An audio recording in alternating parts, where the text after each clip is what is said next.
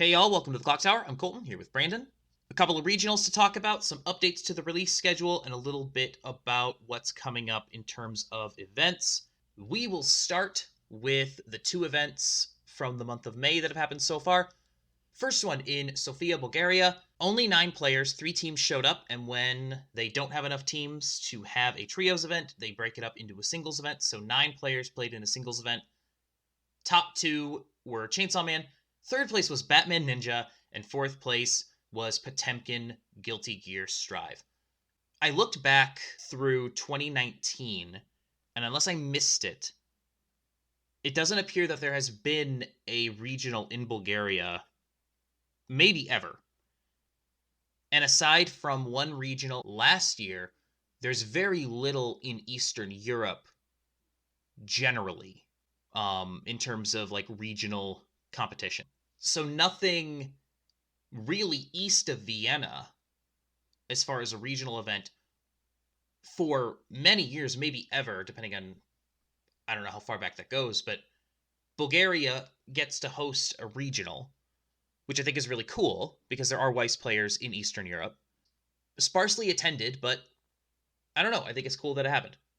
Yeah, it is cool to happen. The downside of that, it also means that in Bulgaria there was quite a few lists that were on the restriction list. A lot of like stuff from this year, with the exception of Chainsaw Man, that were not allowed to be able to be played, like Slime 3 and whatnot. So like there were a lot of things on that restriction list of the things that couldn't be played, which might also have led into some people not traveling out that way as well. But yeah, being able to see 9 players, being able to see some interesting decks come through, for sure. The bigger regional from the last couple of weeks was in Georgia, 43 teams. First place was Hendrickson, Chainsaw Man, Overlord. Second place, 8 Pants, Shizu, an OG slime list, alongside Chainsaw Man and Caligura. In third place, Review Starlight, Chainsaw Man, and Avatar. In fourth, Darkness from Konosuba, Mume Rushia Hololive, and a bar salvage Danmachi. That one obviously immediately grabs attention, but let's go back up to second place real quick.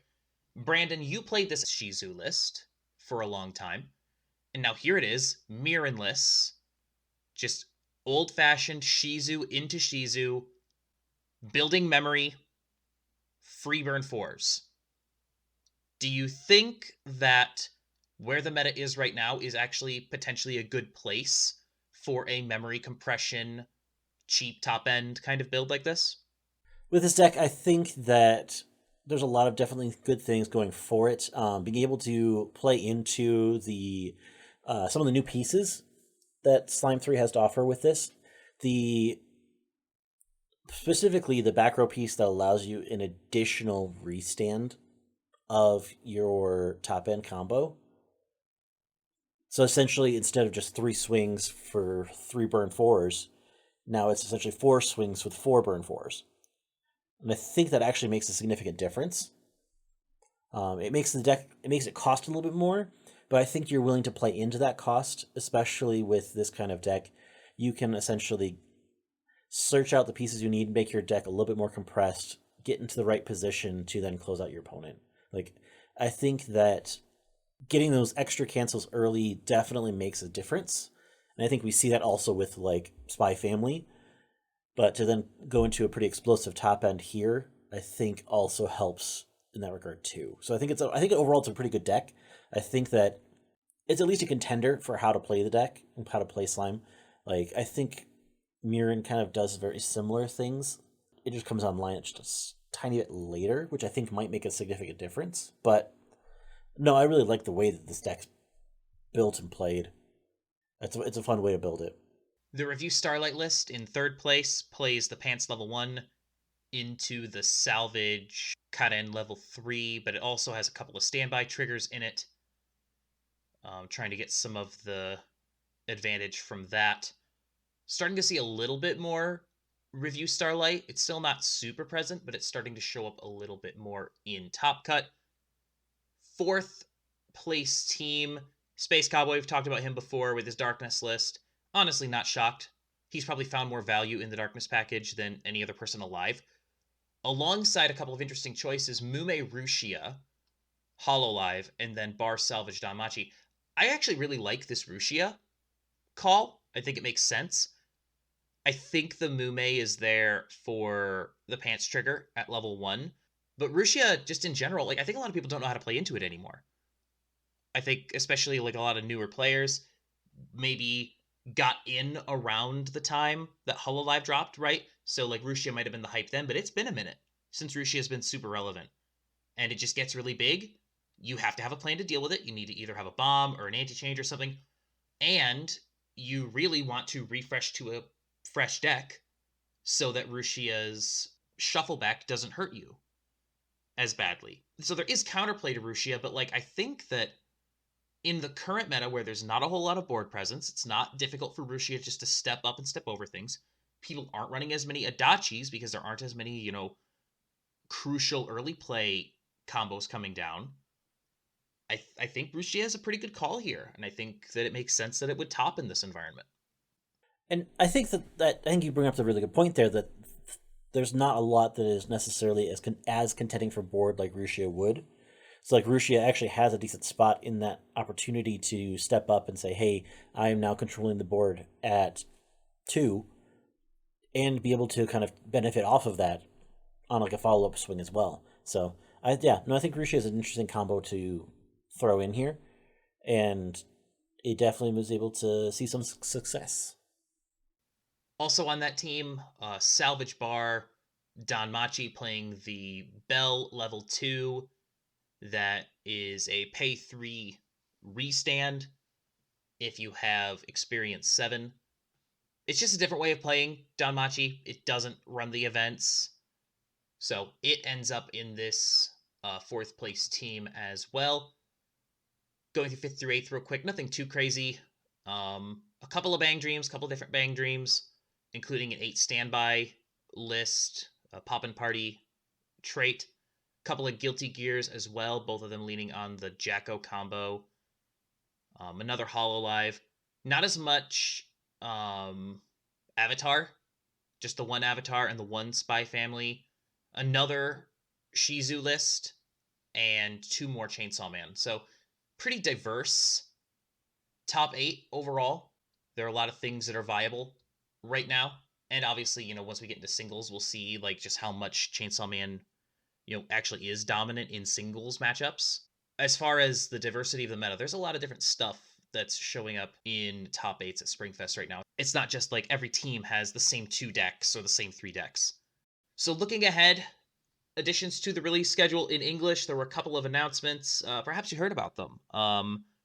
We are sort of getting Disney Pixar and sort of getting Disney Marvel. They will exist in English, Weiss. The cards will be in English. You just won't be able to play them most places. Singapore, Malaysia, Indonesia, Philippines, Hong Kong, the only places where the Marvel trial deck and booster pack will be for sale. The Pixar stuff, very similarly capped. The Marvel stuff drops October 11th. No date yet for Pixar, but it's hard to care. If I'm being like brutally honest, it's hard to care because you're never going to see this unless you live in a very specific part of the world. And like, not to say that those regions and those events don't matter, because they do. But if I don't live in Southeast Asia, like I'm not even thinking about this. Like you won't even see it until Worlds. If you see it at all in like a competitive environment. Maybe at locals, but like if you see this at locals, you're already playing in a locals that has JP stuff running around probably. So you've probably already seen it. It's a weird choice on Bushiroad's part. Like I get it. It's a massive IP, and they I think are planning on the collectors from the rest of the world still trying to get it because it is still Marvel, it is still Pixar, still 2 of the most massive IPs in the whole world. So the sales might still be there to justify whatever they paid to get this, but competitively, it's hard to really pay it much mind. There are going to be like 2 events a year where these sets are legal. So it's hard to get excited about it. Even if you were looking forward to this set and hoping it was going to come out in English, it's hard to get excited, I'm sure. Yeah, pretty much. It's more like a marketing tactic to be able to say, hey, we have this in the repertoire, despite it being in such a low density area. of like where it's actually able to be added in, but they can actually like say, hey, we have this in there. That's kind of what it feels like. And even then, the time frame on it, it's still only in October, like partial release almost, if that makes sense. Like if we look at the actual releases for product in that time frame, we have the week before being the premium boosters for JoJo, and then 2 weeks later, Dengeki Bunko's coming out. So it's like stacked in alongside some other things that like may also see some limited sales. Just because it's a premium booster for JoJo's, you kind of want to have the previous support to be able to kind of play with those too.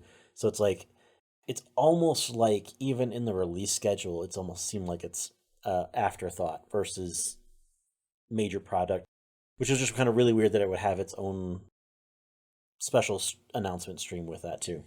Yeah, it's a weird release all around. No getting around that. It's a strange choice, and the release itself is a little bit weird. The announcement, I think a lot of people were underwhelmed by it. Like there were some people who got really excited about it, and then they saw the region lock and became a lot less excited. They called for a special stream to announce it, and it's like, oh well, what are we getting? This feels like it's going to be important. If they're calling like a special thing to announce this, it's got to be a big deal, right? It was less that as much as it was like the multiple posts of the special stream. Like normally when they do a special stream, they do a single post and it's done. Yeah, they were very clearly excited about this announcement, and it felt really underwhelming. So that's it. Thank you so much for joining us. We'll be back next week with another video. In 2 weeks, we'll be back with another Clock Talk. Keep an eye on the community tab. We've gone live a couple times in the past couple of weeks, playing some games. Tuesday nights is when it's been so far. We're not going live every Tuesday, but we are going live some Tuesdays and just playing some games, sometimes against the chat, sometimes against each other, sometimes against guests. So be sure to join us for that. We will post in the community tab whenever we go live. Until next time, thank you so much for joining us. Please like, share, comment, and subscribe, and have a good one. We'll see you then.